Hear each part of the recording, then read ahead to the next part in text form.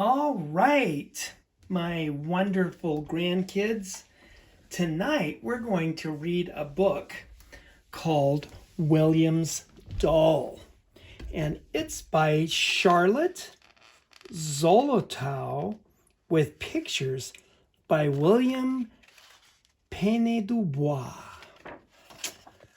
This is going to be good. William wanted a doll. He wanted to hug it and cradle it in his arms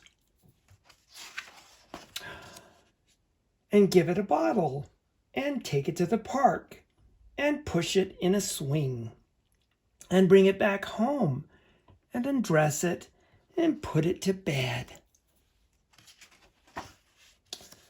and pull down the shades and kiss it goodnight and watch its eyes close.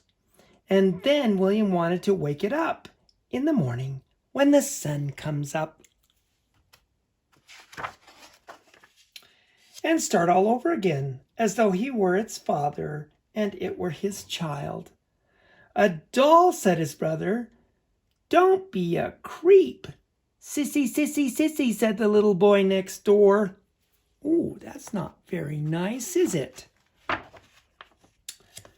How would you like a basketball, his father said.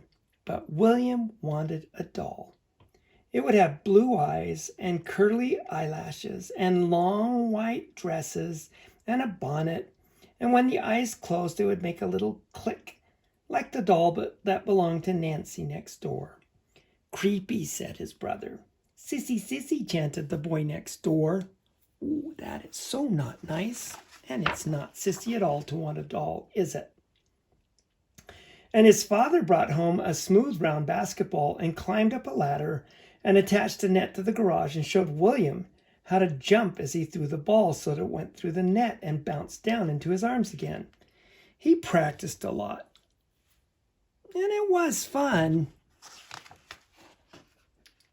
And he got good at it. But it had nothing to do with the doll. William still wanted a doll. His father bought him an electric train. They set it up on the floor and made an 8 out of the tracks. And they brought in twigs from outside and set them in the clay so they looked like trees. Well, that sounds like a lot of fun. The tiny train threaded around and around the tracks with a clacking sound. William made a cardboard station and tunnels and bridges and played with the train a lot. But he didn't stop wanting a doll to hug and cradle and take to the park. One day his grandmother came to visit. Ooh, do you think his grandmother understood? William showed her how he could throw the ball through the net attached to the garage outside. He showed her the electric train clacking along the tracks through the tunnel, over the bridge, around the curve until it came to a stop in front of the station William had made. Good job, William. She was very interested, and they went for a walk together, and William said, "But you know what I really want? Is a doll." "Wonderful," said grandmother. That's what your grandmother would say. She would say, "Wonderful," and so would your grandfather. "No," William said, "my brother says it will make me a creep, and the boy next door says I'm a sissy, and my father brings me other things instead." "Nonsense," said grandmother. Thank goodness for grandmother, huh? She went to the store and chose a baby doll with curly eyelashes and a long white dress and a bonnet. The doll had blue eyes when they closed, and they made a clicking sound, and William loved it right away. But his father was upset. "He's a boy," he said to William's grandmother.